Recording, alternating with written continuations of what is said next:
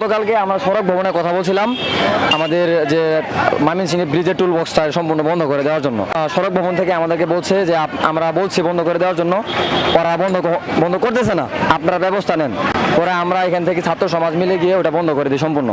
বন্ধ করে দেওয়ার পরে আমরা যখন এখান থেকে স্থান ত্যাগ করি, আমাদের কানে খবর আসে যে রাতের বেলা এখানে স্থানীয় কিছু মানুষ বা ওদের কিছু কর্মী টুল নিচ্ছে।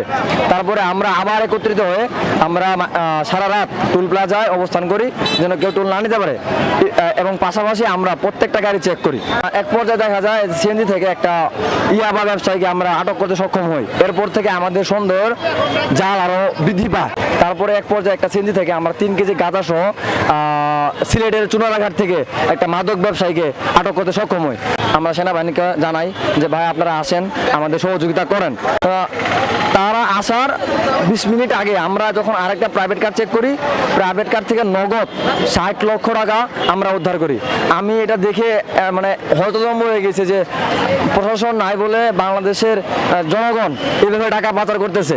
তাদেরকে যখন বলি তারা টাকা প্রমাণ দিতে, তারা কোনো ব্যাংক চেক বা কোনো টাকার কোনো প্রমাণ দিতে পারে না। তারপরে আমরা আমাদের ছাত্রদের হেফাজতে রেখে সেনাবাহিনীকে খবর দিয়ে আমরা এটার যথেষ্ট সমাধান করি। এমনকি যে যার কাছে টাকাগুলো ছিল, ওনার বাবা একজন ব্যাংক কর্মকর্তা, কিন্তু ওনার কাছে কোনো চেক ছিল না।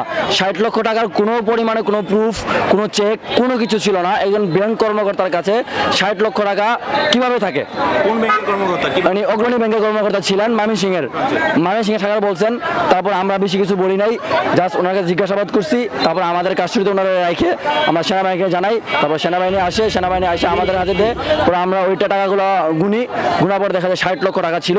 বাট ওনার কাছে কোনো পরিমাণে কোনো চেক বা কোনো কিছু ছিল না। এমনকি তখন আমরা ওনাদেরকে আটকাই, ওনাদের 2 জন লোক পালানোর আপ্রাণ চেষ্টা করে। আমাদেরকে বলে আমরা এখানে কোনো ড্রাইভার জানি না, আমরা কিছু জানি না, আমরা চলে যাই, বা মানে ওনারা বিভিন্নভাবে কল দিয়ে পালানোর চেষ্টা করে। কিন্তু আমরা তাদেরকে পালাতে দিই নেই, আমাদের রুমের ভিতরে বন্দি করে রেখে আমরা সেনাবাহিনীর হাতে টাকা সহ ওনাদেরকে বুঝিয়ে দিই সকাল 8টার ভিতরে। আচ্ছা, ঠিক আছে। তারা যে পালিয়ে যাওয়ার চেষ্টা করে, তাদের এই টাকাগুলোর উৎস কি ছিল?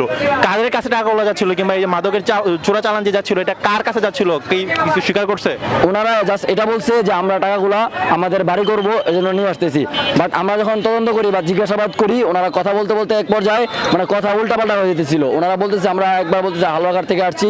তারপর আমরা ওনাদের কথাবার্তা থেকে বুঝতে পারি ওনারা যে হালুয়াঘাটের ওইখানে যে বর্ডার আছে, তো ওইখান থেকে টাকাগুলো ওরা করে বা কালোবাজারি বা মাদক ব্যবসায়ী হতে পারে, এগুলো করে ওনারা এই টাকাগুলো নিয়ে আসছে। ওনারা কার কাছে যাচ্ছিল টাকাগুলো? কার কাছে যাচ্ছে টাকাগুলো যাচ্ছিল? ওনারা বলছে টাঙ্গাইল যাবে টাকাগুলো নিয়ে।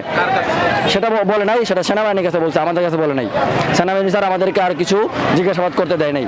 ওনারা নিজেদের হেফাজতে নিয়ে ওনারা কাস্টডিতে নিয়ে চলে গেছে, এতটুকুই।